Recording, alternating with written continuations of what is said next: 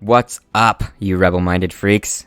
This is where we question everything and provoke the normality of the world, all in an effort to face ourselves and become better humans. That's what it takes to be rebel-minded. You in? Let's do this. You know, a few years ago, I took a leap into the unknown, into a blurry passion, I guess I should say. Not really knowing what was going to come out of it, but at least feeling free of the chains of a life that I was living that just never felt right. I always felt this huge black hole in the middle of my chest and a pressure on my shoulders that just told me that something was wrong. And through all of the issues that I've put myself through, all the self-criticism and all of the bad talk about myself and of all of the traumatic things that have caused habits that are bad for my health and bad for my mindset, at least stepping forward into something for an extended period of time over the years has at least given me a timeline that shows me progress. And it shows me that I've done something and I've created an effort and I'm doing something healthy for myself and that I'm trying to do something for others, even if it's just giving my word. Even if that word is still flawed and even if that word is still unheard by many ears that are unwilling to take it. It's not about my speaking being right for everybody. It's about my speaking being right for me and real to me and setting me free. And all of us hurt ourselves on the daily. We do a lot of things that wouldn't make sense to anybody outside, that logically sound wrong. You know, all of the self-talk that is unjustified about ourselves, coming in and out without explanation. And I think to some degree it's something that most, if not all of us, have to fight. And it's finding this feeling of worthiness that makes us live our deepest life. Just recently, in the last 6 months, I've found something. I've hit a chord somewhere that has allowed me to feel better than I ever have, as far as actually feeling my emotions. Being able to cry and being able to laugh are two of the biggest ones. You know, truly laugh and truly cry and feel these things and have something to touch me from the outside and not laugh because I think I'm supposed to, or not cry just because I cry for myself out of pity. And so our worthiness is what's going to set us free, in my opinion. And that's what I want to talk about today. Episode 21, our worthiness and our success. Here we are, finally running into the 21st century and bringing in all of the subtle changes to the podcast and to my brand and really to my personal life have made this podcast what it is and has showed me small forms of change in myself too, things that I can't ignore. What stands in our way that I have discussed, that we have discussed in this podcast? What are all of those things that have kept us from committing to a fully rebel-minded life? We've discussed shame and forgiveness, our mission, vulnerability, confidence, courage, aggression, building our army. So many amazing things, and I feel this, guys. I'm feeling things from this interaction. and this goal and this passion. I really do. A rebel-minded lifestyle is what I see for myself, and it's unique to myself. It's a beautiful image too, as it will be to all of us who commit to it. But rebel-minded isn't some sort of uncontrollable chaos or aggression or intimidation. It's quite the latter, actually. It's full of connection and love. It's openness and awareness of opportunity. The world is already full of messes that make us less human and more robotic, messes that make us more lonely and less loved by each other, messes that take away from our real desire for life. And that's what we're supposed to be rebellious against. And it's what I continue to fight for myself, and I hope to my full extent for you guys too. And I can't wait to hear how all of you are dominating and going against the grain and bringing the world closer to you, bridging the gap. To hear that you're rebellious and that you're taking control of your own life. I don't ever want to think that I'm not in control of the way that I want to live my life. I don't expect to be in control of what gets in my way or the other people that may stall me, but my control. Knowing that I'm the one that makes the detours, I'm the one that makes the bounds, I'm the one that breaks the barriers. The control of my actions, my intentions, and my trajectory. So if I'm in control, if we're in control, then what stands in the way of being successful? Like, right now? Well, all of the things. It's our existing mindset and our circumstances, our time, our finances, our education, our habits, our past trauma. But all of this is changeable, and we can start working on it right now. What I want to be known, though, is changing all this isn't just a way to success.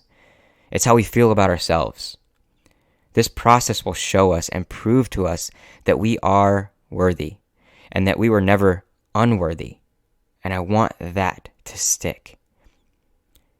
You were never unworthy. It's about those internal things. We have so much work, and now more than ever, to have internal therapy and discussion to clear up our feelings of worthiness, because the mind and the external world is so cloudy. And finding good people that we trust with support is becoming ever so necessary. More than ever, we need those close people. We need those friends. We need that space to connect with each other. We've always been worthy of the badass girlfriend, the job that we love, the travel, the experiences, the unconditional love for others. All of that we are worthy of. We just may not see it yet. But what does success look like to you? Has it been tainted? How tangible is it? And how much of it has to do with your own soul and your own happiness? Take some time to reflect on this and face the uncomfortable truth, if there is any. Most men have a tunnel vision of success. I've had my own tunnel vision. There's nothing wrong with the drive that gets us there. And it's not just because we're so instinctively goal-oriented that makes us. It's what we've been sold on. Success defines as the accomplishment of an aim or purpose, or the attainment of a popularity or profit, or a person or thing that achieves desired aims or attains prosperity. Now, while these definitions are good and true, where in these definitions does it describe our worth?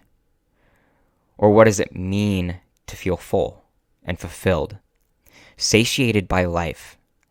Society has given us an image of what success should be, and we've been suckered into it, into this shiny shell that is thin and has no depth. Think big house, the newest model cars, the boat, the business suits, the Hawaiian shirt and pina colada vacations, the flawless wife, the perfectly combed and clothed kids raised to be their own successes, and the perfect weather to go along with it.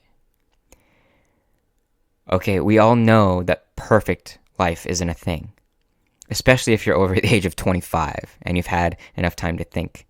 But what's missing from this picture is all of the emotional intelligence, the self-reflection, the self-love, sacrifices for others, the struggle of not having answers, the humbling of situations, the loss of love and of loved ones, the feelings of having nothing when you have it all. We can't have the success without learning all of the other things. They go hand in hand. That is balance. And that is the only way to really live the fully challenged life. All of the dark things that show us life isn't perfect and why those dark things actually make us worthy of being human. It's not about just the good. It's not about the flawless. It's not about the perfection. That's all the image. To be worthy defines as having or showing the qualities or abilities that merit recognition in a specified way, or deserving effort, attention, or respect, or good enough, suitable. Do you think that you're good enough? Are you good enough for yourself? Are you suitable? What's the difference if you don't see it yet? Success is what you can attain if you work towards it. Worth is what we can attain now if you decide it. Or at least, that's what I see. Does that mean that feeling worthy is easy? Fuck no. Some of us have to convince ourselves of it. And some of us have spent a lot of time doing it. But if you never do it, if you never feel worthy, you'll never be satisfied, no matter what you have. In my own experience, I have to practice it daily, every morning, if not also throughout the day, to remind myself that I am worthy. Struggle bus, man. For real. This is tough. So as men, I think we can assume that our success will be what makes us feel satisfied with all aspects of our lives, and we will know glory as well as love, respect as well as joy, achievement as well as fulfillment. But all the latter are what I would say are attached to our worthiness. We can't attain things by default just because we're successful.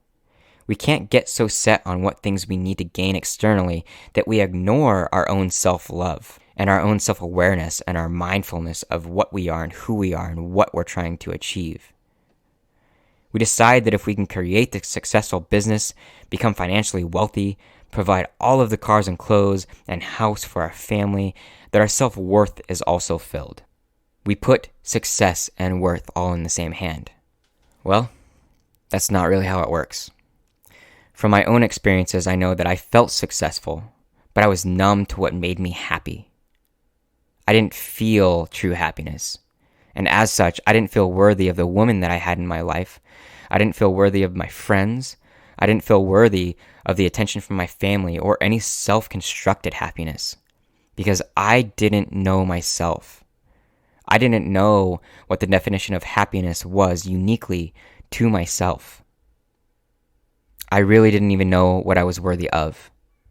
I had been super unaware for so long that worthiness wasn't something that I thought I had to think on. I thought it was something that came to me.